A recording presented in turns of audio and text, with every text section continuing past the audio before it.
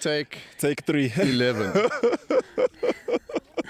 Sorry, our production manager is a little slow today. Well, it's actually not here. What are you indicating, Kate? Kate wants to run through again. Go for it. There we go. These are Zulu warriors, by the way. Anybody else wants to? They're going to skip. Okay, while they skip, let's talk about what's going on. Why is Isandlwana in our frame and not the guillotine? So, Grade 10 history tour. Grade 10 history tour. Dundee. Well, we don't do Ulundi. No, we used to. We have. Yeah, Dundee, Vryheid. A little bit of rain. Yeah, just visiting various battle sites, documenting the battle between the war actually between the Zulus and the British, and also the Anglo-Boer Wars. Yeah, it's the battlefields tour.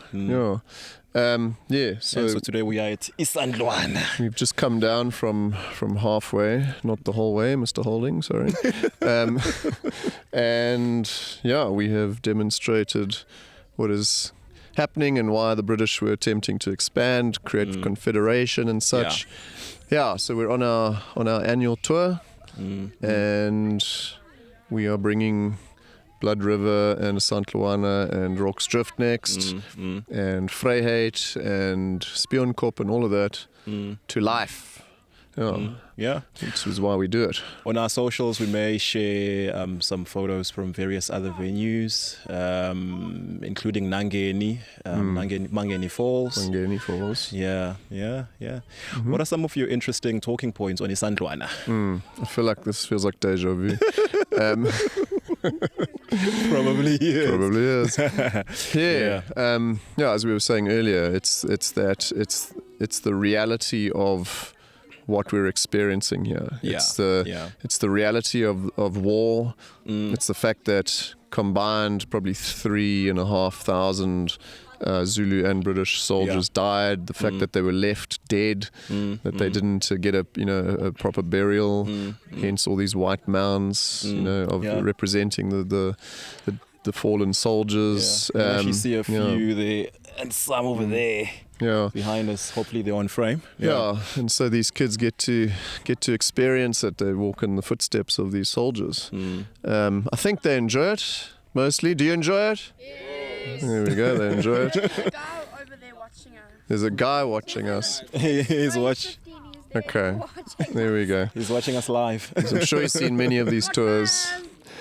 So it's that, and I think we said earlier the blunder of Chelmsford taking the main force off to Mangeni Falls, and just how that kind of unraveled and became such a tragedy in British history and a great day in victory in Zulu history.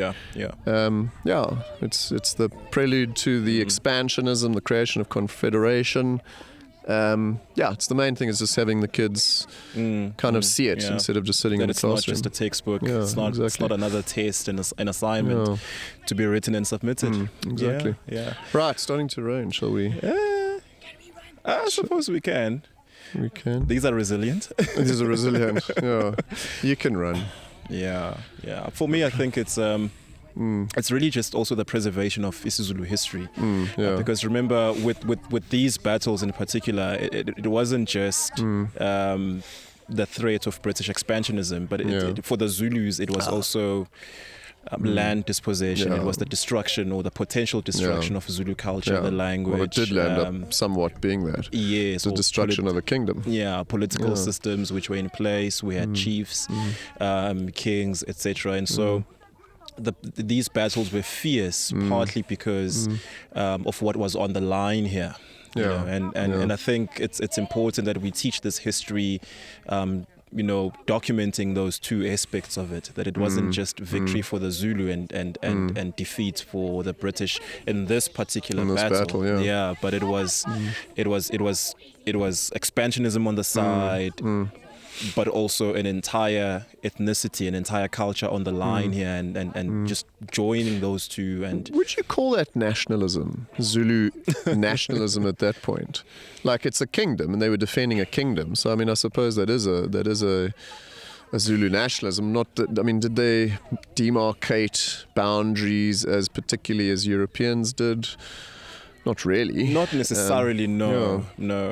I think self-preservation rather, because there was a common understanding amongst the various Nguni tribes, various different clans across this area. Yeah. So whilst there might not have been formal boundaries, but you knew that as someone of the Mthethwa kingdom, you know, versus the Zulu clan versus some other clan, that okay, this territory is ruled by this particular chief, and so if you wanted land there, or if you wanted to pass, these are the people you talk to, you know. And so I think it was the preservation of that system, that common understanding of their way of life back then. Would I push it as far as nationalism? Yeah, that one, it's a bit tricky. It's an interesting one. What do we mean by nationalism in relation to what was happening back then? I mean, obviously by 1879, it's there's a Zulu dominance. It's the Zulu kingdom. They've essentially taken control of the Nguni tribes. But it's just an interesting thought. I mean, the Zulus were a massive force as well. They had conquered many other Nguni tribes prior, and so perhaps there was a strong sense of nationalism on the side of the Zulus anyway, you know, leading up to the British. And this war is actually very interesting because on the one hand, you have this massive empire that has conquered various territories around the world. Here you have the Zulus, who were a massive empire in their own right in this area. And so what happens when those two clash? You know, it's also a conflict of you know, I'm protecting my my reputation. Wow. These kids. Anyway, so, lost train of thought. I think that was the aim. I mean, to what extent do you think the Amabuto system contributes to that, you know, Zulu nationalism, that kind of forming of a nation? I mean, it seems fairly root, you know, a part of a root of that whole nationalist feeling. I think to a greater degree, I would say, because how else as a young man do you distinguish yourself, you know, when war is common and those who go to war against other tribes are distinguished and you know, they are celebrated, they are decorated. I think they would have certainly played an enormous role in terms of cultivating that sense of, you know, this is what I do and this is, you know, my nation, my nationality that I'm fighting for. You know? Shall we wrap it there? Cool. Yeah, maybe and then let's get it right there. Enjoy our tour. Enjoy Blood River, and we're going to Rorke's Drift now. We'll have a bit from there, and so on, so forth. And then we can end with a little invasion of our children. Go for it. Invade, Prince. No. An army of two. An army of two. Right. The attack was the same as a buffalo's head. You get left horn, the right horn, and then the head and chest. On your left, we would have had 4,000 that attacked from the left-hand side. On your right-hand side, we would have 4,000 from your right-hand side. And then your head and chest would have been 8,000 from the opposite of the river, down that side. The first miracle that night, the donga, do you see the donga? It's coming out of the mountain there. The Zulus came inside the donga and up and down. So they were unable to get out because of the deep of the donga. That small cannon that was standing outside, Grieke, the bullets that she used was a pouch. It was a piece of leather. Inside there would have been rocks. Any type of iron that they couldn't have had was inside that thing. And then they put it in wax, candle wax. And when it shot, it will go out maybe 2 to 3 meters far, and then it will open like a shotgun. The Weeskind, the Orphan, that cannon was shooting to that hill. And that is where the leaders were standing. It's 1,800 meters far. So humanly possible? No. But it reached there. That is one of the miracles that we have. And that goon hit the rocks that's standing there. There's a lot of rocks on that hill there. And that rocks made shrapnel. And it killed the people that was giving the instructions. It fell over and it was unable to shoot again because it was too heavy to pick up. Now in front of you, you see a small rocks that's been packed. You've heard in the video that they say in 1866, there was a small group of trackers that came through here. From this side, there was a king coming, King Letshwayo. He came with some of the Zulus came here. But there was no battle between them. They came here and they made a vow together. That was the first vow between the Zulus and the trackers, that never something that will happen ever again.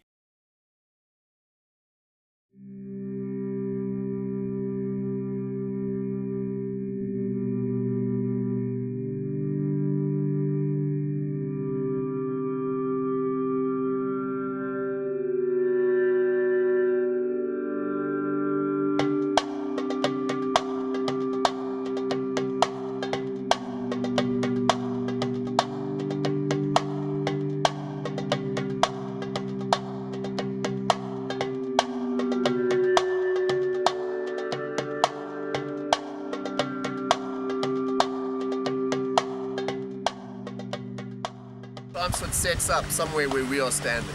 Okay, big camp. You know, he's sitting there, they've got like a canopy, like a tent set up, and they're sitting having tea, sipping tea, looking for the Zulus.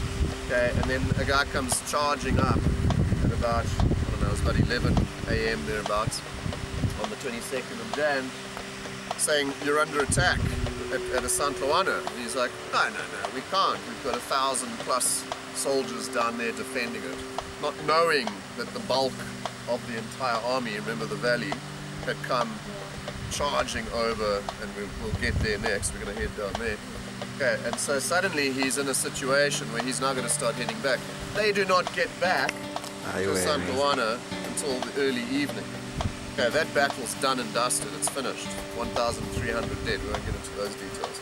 Okay, but this is the campsite of Lord Chelmsford, who believed that he was hunting down the Zulus. He was on a complete wrong tangent, and he had to somehow gather everything and start trundling along.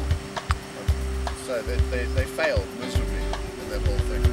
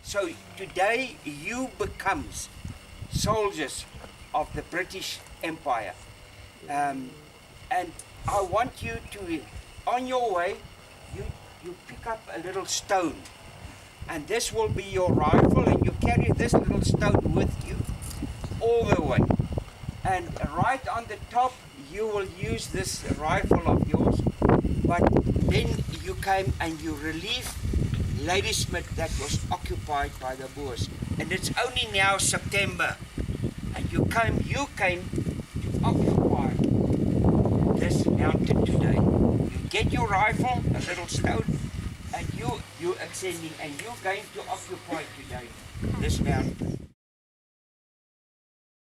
And then they approached on this side. But the southern gun point was heavily contested. The commander-in-chief, Colonel John Gorn, he came with another regiment to rescue and to help. But unfortunately, your commander-in-chief was killed in action. During the day, everything settled, and it was on long distance firing and firing. And the casualties mounted, and there was also another wounded. There were 8 killed in action, and the commanding colonel. And that was a very hard blow. But your blokes, you defended all the positions. And then during the day, it settled down. And then at about 5 o'clock, 6 o'clock, the Boers, and they were actually then withdrawn. 2 Boers was killed in action. One was killed in storming Maxim Point, and the other one is a little bit controversial, right in the night. So they suspect he was killed by friendly fire. Now, unfortunately, both of those people were my ancestors.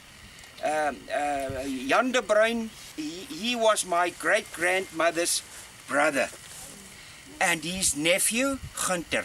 And now, because I just want everyone, as my contribution to my ancestors that passed away, I made a little urn here or what, and everyone put his little stone there, and we will remember Kloof High School. We one family.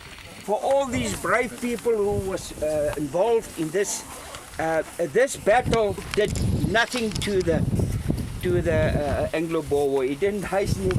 It was just a waste of time, everything. And today, but we remember them, and I just take off my hat, and we just say 1 minute silence to these brave men that were on this town.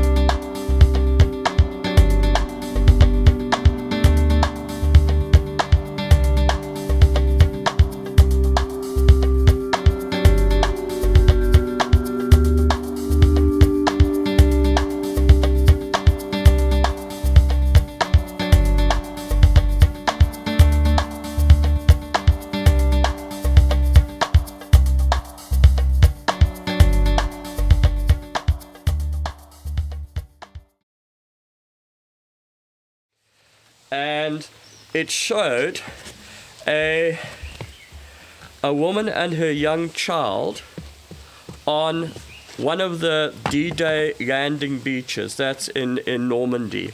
And the caption was a very powerful one. Know where you stand. Just think about what you've done so far on this trip. Just think of the sites that you have visited. The Battle of Blood River, you were actually on that site. As you become more and more of a historian, you will learn to appreciate the importance of being at the place where things actually happened.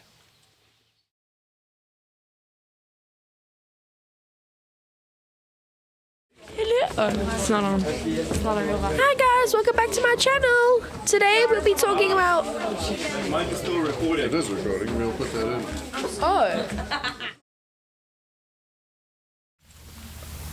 this shows you Boers on Talana. Right, so basically up there. Here's another image as well.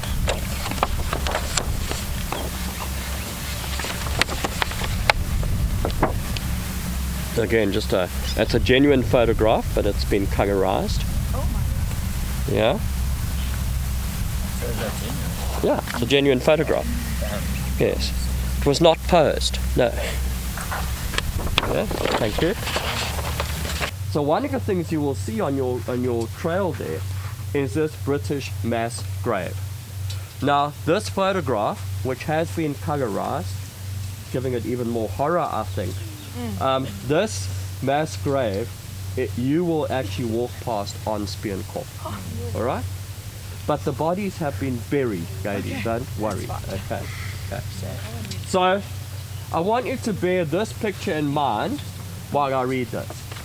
I'm going to read something by Stephen Crane, and it was written in 1899.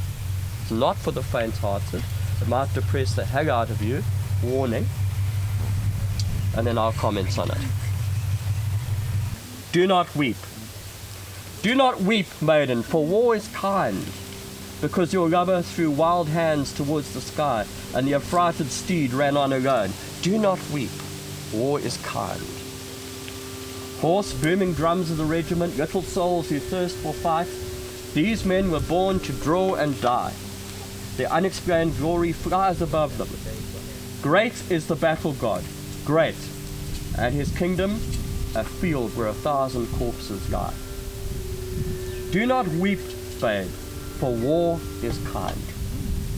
Because your father tumbled in the yellow trenches, raged at his breast, gulped and died, do not weep. War is kind. Swift blazing flag of the regiment, eagle with crest of red and gold, these men were born to draw and die. Point for them the virtue of slaughter.